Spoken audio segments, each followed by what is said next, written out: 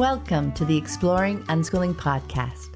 For countless parents, the journey to unschooling has redefined childhood and transformed their family relationships. Are you curious? Together, let's explore what living and learning looks like without school. Hello, explorers. I'm Pam Laricchia, and this is episode number 304 of the podcast. It's the 15th of November, 2021, as I record this intro. This week, I'm continuing my miniseries, In Celebration of Unschooling, sharing the draft of an as-yet unpublished book I wrote a few years ago. The book looks at unschooling through the lens of parenting, and this week we're diving into Chapter 7, Family Relationships. I was reading through and lightly editing the chapter yesterday before recording this, and it was fun to see that this chapter is about the same ideas as the theme in the network this month, a family of individuals. How cool that things weave together like that. These ideas around family relationships can seem unconventional. How focusing on supporting and connecting with each family member individually actually cultivates stronger family relationships. I shared this quote earlier this month in the network, but I wanted to share it here too. I came across it a couple of weeks ago listening to Robin Wall Kimmerer's book, Braiding Sweetgrass, Indigenous Wisdom, Scientific Knowledge, and the Teachings of Plants. Here she's talking about the three sisters planting corn, beans, and squash together. She writes, "There are layers upon layers of reciprocity in this garden between the bean and the bacterium, the bean and the corn and the squash, and ultimately with the people. It's tempting to imagine that these three are deliberate in working together. And perhaps they are. But the beauty of the partnership is that each plant does what it does in order to increase its own growth. But as it happens, when the individuals flourish, so does the whole. The way of the three sisters reminds me of one of the basic teachings of our people. The most important thing each of us can know is our unique gift and how to use it in the world. Individuality is cherished and nurtured because, in order for the whole to flourish, each of us has to be strong in who we are and carry our gifts with conviction so they can be shared with others. Being among the sisters provides a visible manifestation of what a community can become when its members understand and share their gifts." I love that so much. Individuality is cherished and nurtured for the whole, the family, to flourish. And that's been my experience too, through the lens of unschooling. Before we get started, I want to take a moment to thank everyone who has chosen to support the podcast through Patreon. I deeply appreciate all my patrons. Your generous support pays for the hosting and transcription and contributes to the time I spent creating new episodes each week. It's instrumental in keeping the podcast archive freely available to anyone who's curious and wants to explore the fascinating world of unschooling. If you'd like to join my community of patrons and scoop up some great rewards along the way, check out the Exploring Unschooling page at patreon.com. That's patreon.com/exploring unschooling. And now, let's dive back into the book. Chapter 7, Family Relationships. We've talked about why connected and trusting relationships with our children are important for unschooling to thrive. Now let's dive into ways we can build them. Can you imagine genuinely enjoying spending time with your children? Or does that seem like another alien characteristic? I'll grant you, relationships in unschooling families often look very different than conventional parent-child relationships. I expect you already know the conventional drill. Parents in charge, encouraging family harmony by telling their children to get along because you're family. The message that sends children is that the construct of family is more important than the individuals it contains. Yet, judging by the number of books, movies, and TV shows steeped in family discord and sibling rivalry, this hasn't been a particularly successful parenting strategy. Through unschooling, I glimpsed why that might be the case. I discovered that acknowledging and respecting the individuality of each family member actually helped us get along better with one another. At first, the idea of dropping my get along with each other expectation didn't seem to make any sense. Wouldn't I potentially be opening up a hornet's nest of conflict? Everyone seemed to want a million different things that were at odds with everyone else. Yet, to my surprise, once we all sincerely trusted that our needs would be respectfully considered and addressed, it was like a soothing balm for our souls. And in that process, I discovered 3 conventional parenting assumptions that were at odds with developing a deeper level of trust and connection with my children, and with my children developing comfortable relationships amongst themselves. One was that power struggles between parents and children are inevitable. The second was that being fair means being equal. And the third was that strengthening a parent-child relationship means bringing the child closer to the parent. Beyond power struggles. The plethora of parenting articles about how to negotiate power struggles with children underscored the pervasiveness of the assumption that power struggles with our children are unavoidable, like death and taxes. I thought that too before we began unschooling. The prevailing parenting advice was to stay firm and establish ourselves as the final authority, using phrases like, "because I said so," or "my house, my rules," to manage our children's behavior when conflicts arose. More recently, I've seen a movement to natural consequences, ostensibly giving some control over the situation to the children in the name of teaching them responsibility by setting them up for embarrassing consequences, like taking them to school in their pajamas if they aren't dressed before it's time to leave. It may sound gentler, but really it's just using shame rather than punishment to try to modify their behavior. Conventional family life is practically defined by the enduring power struggle of parents versus children. Is another way even possible? Absolutely. In her book, The Gardener and the Carpenter, What the New Science of Child Development Tells Us About the Relationship Between Parents and Children, Alison Gopnik shares insightful analogies for these differing parenting approaches. Carpenter parents are working with a goal of producing a particular kind of adult. They are approaching parenting as a job, essentially following the conventional blueprint in an attempt to shape their child into a successful final product. On this journey, control is an essential tool. Shame, guilt, and punishment are used liberally to nudge children back in line with the plan.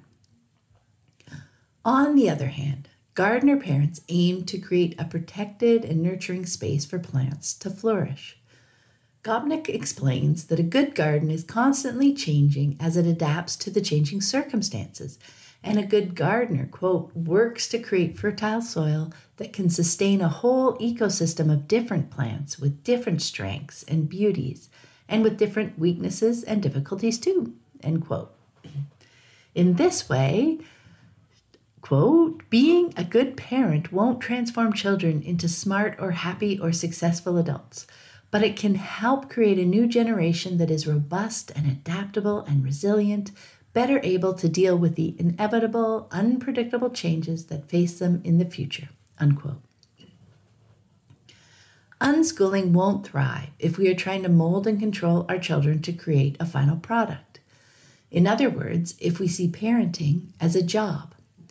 Rather, we choose to focus on the relationship, on connecting with our kids, on living alongside each other.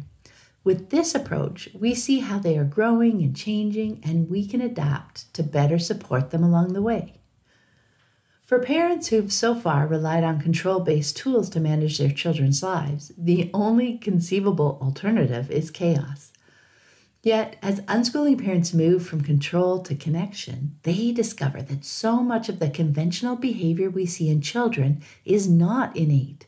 It is in reaction to being controlled. Their actions are not what they would freely choose for themselves if given the opportunity. Moving away from the paradigm of adults versus children allows both unschooling and relationships to flourish by giving children choices. Instead of trying to directly control their children's lives, unschooling parents focus on supporting their children as they explore the world. We've already talked about this idea, how solid learning happens when the child is interested and engaged, but now we're going to apply it to relationships. Instead of thinking of our relationships with our children in terms of us versus them, let's drop the confrontational nature of having sides altogether. We'll keep the notion of power. Power is just a representation of what we can accomplish. To feel powerful is to feel strong and capable. Most adults feel more powerful than children because they have more experience and feel more competent in many situations. That's natural. What we can drop is the overtone of power over others. Instead, acting in support of each other helps everyone in the family feel understood, loved, and powerful. They have the power of their family behind them. Even when a child isn't able to contribute concretely towards a sibling's or a parent's goal, they can still actively contribute by being emotionally supportive and not standing in the way. Now, what do I mean by that? If a child feels powerless in a family, there's a good chance they will try to exert what little power they feel they have to thwart others in reaching their goals. Taking away someone else's power increases their relative power. So say Jill wants to play her video game. Adam might try to frustrate her in all sorts of ways, playing loudly in the same room, running in front of the TV, tossing toys at her, all in an attempt to get a reaction. The power in the air is almost tangible. These kinds of power struggles can play out over and over, day after day. Remember, though, that when kids are younger, this might happen innocently enough because younger Adam wants to play with Jill and doesn't yet realize that while trying to meet his needs, he's also impeding hers. If you see this happening, you can actively engage Adam, finding something else he can do with you. Jill will appreciate your support through giving her space to continue with her activity, and Adam gets and appreciates the attention and engagement he was looking for. And in short conversations and observations with Adam over time, he will begin to understand and incorporate Jill's perspective. During a quiet moment, you can explain Adam's perspective to Jill too, helping her better understand that Adam's motive isn't specifically to frustrate her, but to play with her. It's not that he doesn't like her and is trying to make her mad, but that he really loves playing with her. Building that kind of supportive relationship with each of your children allows them to feel more comfortable in the family and to trust that their needs and wishes will be considered. Over time, they come to feel powerful and in control of their own life, so they don't need to feel powerful by frustrating others. Another really interesting outcome I've seen is that when children feel fully supported, when they are confident that they have the power of their family behind them, they become much more discriminating in their desires. Life isn't a constant barrage of wanting this and this and this with little rhyme or reason. That doesn't mean that I always understood why my kids wanted to do or to have something, but I did trust that they were motivated by a real need or want. Even if there were times over the years when their motivation may have been more frivolous, they saw me take their wishes seriously and do my best to meet them, and that helped build their trust in me. Think of the reverse situation for a minute. If children are used to only some of their needs and wants being considered and fulfilled by their parents, they take that into consideration moving forward. They are smart. If they're used to, say, having 1 in 5 of their requests being taken seriously, they'll be sure to ask for 5 in hopes of getting at least 1. And to get to those 5, they are likely asking for some things that would be fun but aren't particularly necessary in their eyes. What is necessary is getting something. Some attention, some consideration, some feedback that says they are important, some power. In those circumstances, they can come across as needy because they always seem to be asking for something. That worries their parents, who may then feel the need to say no more often in an attempt to teach their child that they can't have everything. That parenting advice to ward off entitlement. As a result, the percentage of their child's needs being met falls even further, prompting the child to ask for even more, and so on. It becomes a self-fulfilling prophecy. At that point, recovery of trust in that relationship can take some time, but it's definitely worth the effort. Feeling powerful is empowering. Imagine how supported your children will feel knowing they have the power of their family behind them. moving away from the conventional attitude of parents versus kids and being careful not to use our power to control our children, but rather to support them as they follow their interests, goes a long way toward building strong and connected relationships. And when each child feels well supported, it removes much of the power-based motivation for discord between family members, cultivating a more joyful family atmosphere. I remember when I first encountered these ideas about not using parental authority to control my children's behavior, I did worry that my children might become spoiled. And at first, it's an understandable concern. And why don't unschooling children become spoiled? Certainly, the actions of unschooling parents may appear to be very similar to those of children in conventional families being spoiled by their parents, but the results play out so differently because the environment in which the actions take place is drastically different. The parents' motivations are different, the process surrounding the action is different, and the messages absorbed by the children are different. The negative spoiled behaviors develop when parents do so much for their children because it's faster and easier for them to do it, that the children learn to expect these things to be done for them. Yes, unschooling parents do a lot to support their children, but they do so with an eye to helping their children learn how to do things for themselves. This changes the tone and content of all the conversations unschooling parents have with their children and creates a completely different parent-child relationship. Unschooling children are learning very different things from their parents' actions. Let's run through some examples of parenting actions, the conventional and unschooling motivations that are often behind them, and what the children are likely to learn from them. How about when parents give their children things like toys or games or craft supplies outside of birthdays and holidays? Giving children things is often touted as spoiling them. When conventional parents give their children things, it's often as a reward meant to acknowledge an achievement and to motivate them to continue achieving. Over time, though, it can sublimate the intrinsic satisfaction of the accomplishment, and children can come to expect a reward whenever something goes well. When unschooling parents give their children things, it's typically not in reaction to an achievement, but in support of their exploration of an interest. Over time, children learn that their interests are valued. It's about the interest, not the person. How about when parents change their mind about something their children have asked them to do? When conventional parents change their minds, often it's because they get worn down by their children's persistent asking. And if that becomes a pattern, over time, children learn to expect to get their way. When unschooling parents change their minds, it's usually because they've considered their children's further explanations. They're having open-minded conversations. In this environment, over time and over many conversations, children absorb the message that their thoughts and feelings are valued. What about when parents don't punish negative behavior? Conventionally, it often means that the parents don't have the time or energy to ensure the child's punishment is upheld for its duration. With this parenting pattern, children learn that there are no real consequences to behavior that negatively affects others.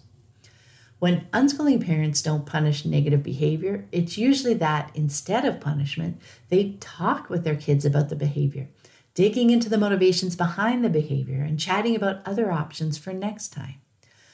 Often this is done later when the child is more receptive to conversation, so often others don't know what's happening. They only see that there was no immediate punishment doled out. With this parenting pattern, children are learning more about themselves and exploring other ways to meet their needs that don't conflict with those around them. What's fascinating to note in all these examples is that the children are learning very different things from actions that look the same from the outside.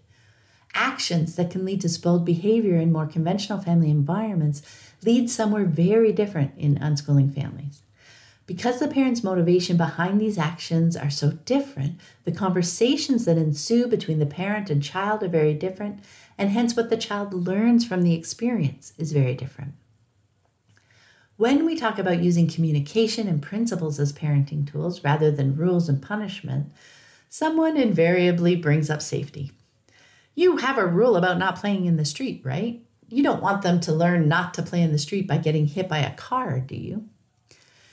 Nobody wants a child to get hurt, and no child wants to get hurt either. But instead of putting the responsibility for avoiding those risks on my child by invoking a rule, as the parent, I take on that responsibility myself until I'm comfortable that they can safely take it on themselves. See how the rule puts the onus on the other person? For example, when my children were young and wanted to play in the front yard, I knew there was a real risk that they might inadvertently run onto the road, so I stayed with them. I explained that cars go by on the road, so let's play on the grass. If a ball went on the road, I was there to walk them through retrieving it safely. When we crossed the road, we talked about how to do it safely. We had many conversations about how to stay safe, but I was with them and actively showed them how to do it.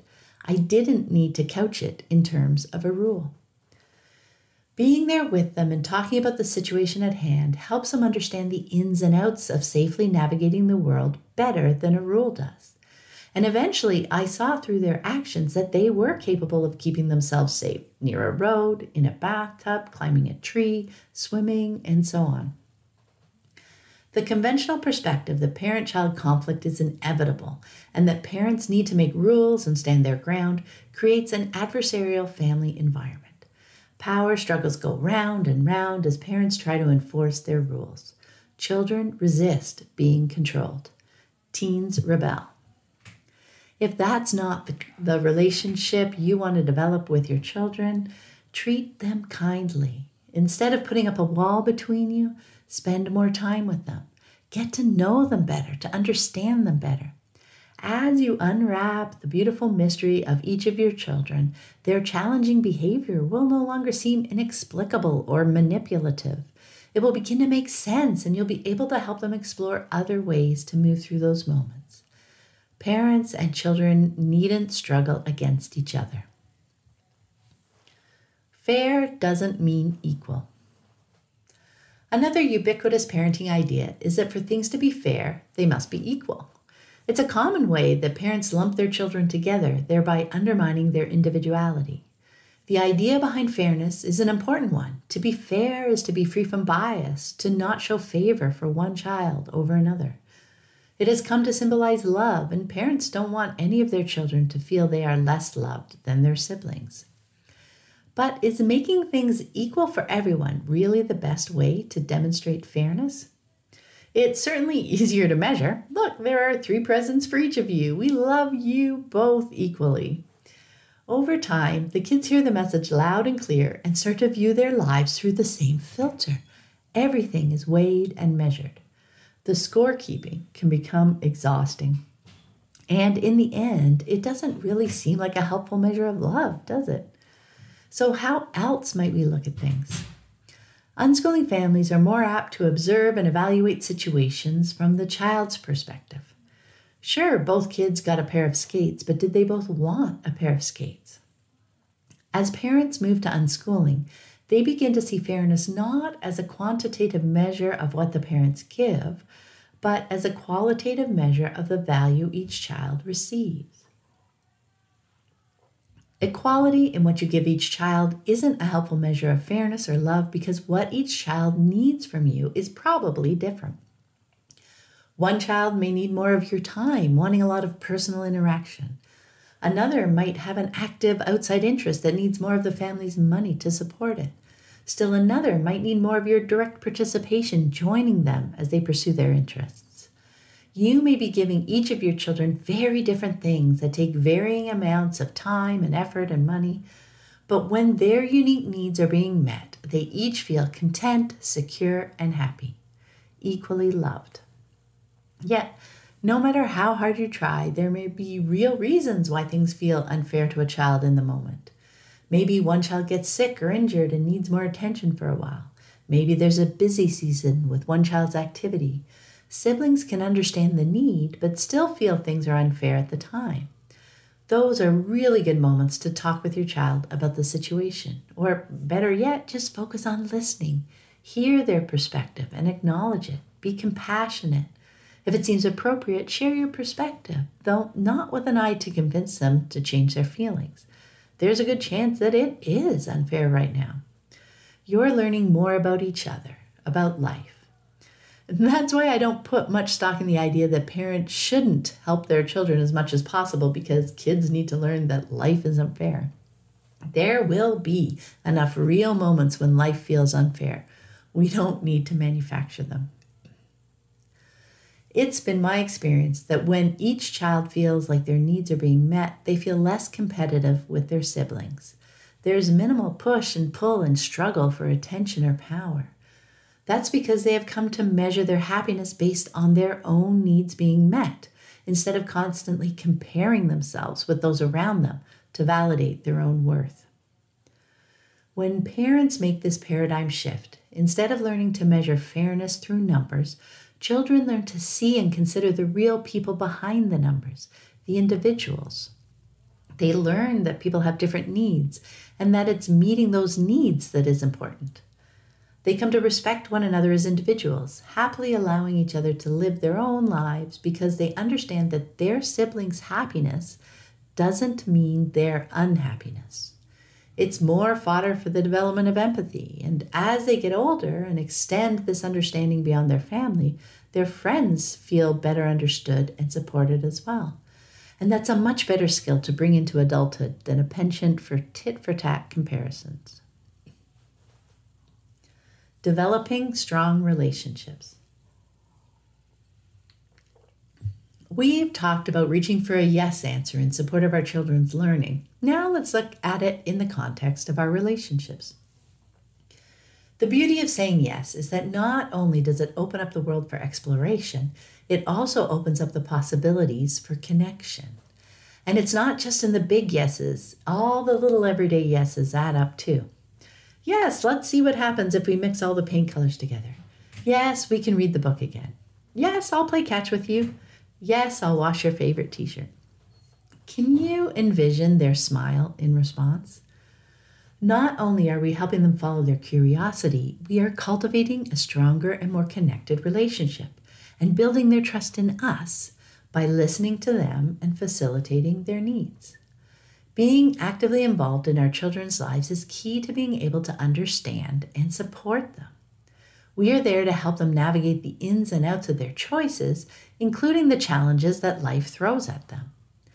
With experience, they come to know that you will be there to help them and are more open to asking for help when they need it. Real trust is something you earn, not something you can demand. It's about exploring challenges with them, helping out as they'd like us to. It means sharing information and feedback with them in ways you've discovered work for them. There will be missteps because that's part of life. The challenge is, if you're afraid of a misstep and the relationship recovery work it entails, that fear can have you sitting back and waiting, afraid to do or say something. And choices made from fear are rarely sound ones. If parents are fearful that sharing their thoughts and insights, even without expectation, will seem controlling, that's something to practice. Because without the feedback, not only will their children lose out on some valuable learning, but the relationship may suffer as well. It's hard to trust that a parent has your back if they don't seem to speak up. So how can parents build meaningful relationships with their children? Strong relationships are built on strong connections. When you have a reasonably strong connection with your child, they feel safe and communication flows. Maybe through conversation, maybe more through body language, definitely through the choices they're making throughout their day. They aren't feeling guarded. And it's in that flow of all kinds of communication that we learn more about our child's unique needs, in that swirl of their thoughts and interests and fears and dreams. The key thing I discovered is that when I'm trying to connect with my child, rather than trying to draw them to me, to ask them to come on a bike ride with me or to make cookies with me or play cards with me, it's much better to go to them. Join them in activities they enjoy. And not just family activities that everyone enjoys together, but different activities with each child based on their individual interests. We're back to seeing the world through their eyes. Spend some time quietly observing them so you begin to see what they actually like to do. Then do those things. not passively, but fully engaged with them. Creating a strong base of connection and trust on which to build a relationship is not about putting in time with your child, but about using that time to celebrate what makes them wonderfully themselves. The activities they enjoy, the food they like to eat, the kinds of clothes they prefer to wear, and understanding why. What are the signs they are hungry or tired? What kind of humor do they enjoy? Through your actions, show them that you understand them individually and they feel seen and heard. Once you begin to understand your children as unique and interesting people, you can begin to connect with each of them where they are. That is a comfortable place from which they can welcome you. As you create more and more of these connections, your relationships will get stronger. And as you understand your children better, you will see that their actions and reactions are truly grounded in who they are, not random outbursts designed to frustrate you. From there, your trust in them will grow. And with this developing trust comes true respect, a deep sense of the inherent worth of each of your children, which will most likely be reciprocated in abundance as you use this strong base of understanding and connection to build uniquely wonderful relationships. And what about the teen years? There is so much fear surrounding relationships with teens. Our culture expects, practically insists, that these years will be rocky. Yet time and again, unschoolers have discovered how much they truly enjoy parenting their children during the teen years, continuing to cultivate the strong and connected relationships we have built with them. It can be tempting to let our expectations creep back in as our children get older. For me, it helped to remind myself that they are not younger versions of me, but unique beings in their own right. So while the experiences and insights I share may be helpful to them, I don't expect them to take away the same insights from my stories as I do. We are each building our own view of the world. There's not much to rebel against when your parents are helping you achieve your goals rather than trying to coerce you into meeting theirs. From there, we'll have a lasting impact on each other's lives. As teens and young adults, my children have inspired me countless times. I have learned things from them that have made me a better person, and we continue to learn from each other. Fostering joy. Unschooling parents cultivate an environment that supports their children's natural curiosity, and we see learning blossom before our eyes. We focus on our children's curiosity, which manifests as following their interests, passions, and goals, because we know from experience that learning surely follows. What did I discover at the root of our better days? Joy. When we are joyful and relaxed, our minds are curious, open to exploring. When we make choices with an eye to those which bring joy, we move in directions that will connect with us most deeply, where we will find engagement and flow. When we first began unschooling, in my mind, joy and fun were the opposite of learning and work. I felt guilty that we were having so much fun. But soon I discovered that they are the most amazing dance partners, joy and fun and learning and work. In the dictionary, work and play are opposites, yet the dichotomy between work and play is entirely defined by us. One person's joyful hobby is another person's chore. There are no jobs that everyone universally loves or hates. It continues to fascinate me that we can focus and engage in an activity we consider to be play so much more easily than one we consider to be work. As Thomas M. Sterner reminds us in his book, The Practicing Mind, we make an activity into work or play by our judgments. When we're struggling with an activity and are starting to call it work, it's often because we've lost sight of why we chose to engage in it, job or hobby or life task, in the first place. We've lost sight of our choice in the moment, of our agency. The fastest way out is to find the joy, to make it play again. I cycled through that a number of times while writing this book. When I approached it as play, as something I wanted to do and immersed myself in the joy of the task, the words flowed quickly, like water pouring from a tap. When sitting down to write seemed like work, like something I, quote, had to do, the words flowed more like molasses. It's a mindset. In The War of Art, Stephen Pressfield talks about the depth of engagement and flow in an activity. He writes, "It is commonplace among artists and children at play that they're not aware of time or solitude while they're chasing their vision. The hours fly. The sculptress and the tree-climbing tyke both look up blinking when mom calls supper time." Though Pressfield is speaking to artists, I do think anyone can similarly sink into the flow of their activity. Scientists, software developers, entrepreneurs, anyone who breaks through the mindset of work, which Pressfield calls resistance, into the enchanting flow of an activity, is joyfully at play. Doesn't that devalue it somehow, though? Because play can't be important. But it really is. A playful approach is where we are most likely to find engagement and flow.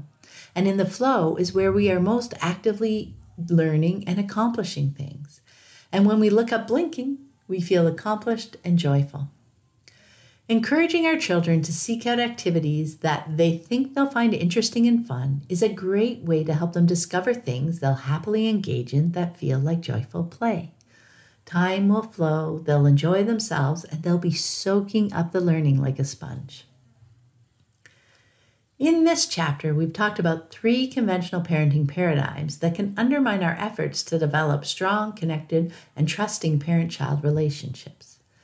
We saw how moving beyond power struggles and considering everyone's needs isn't as difficult as you might imagine, once everyone trusts that they won't be taken advantage of.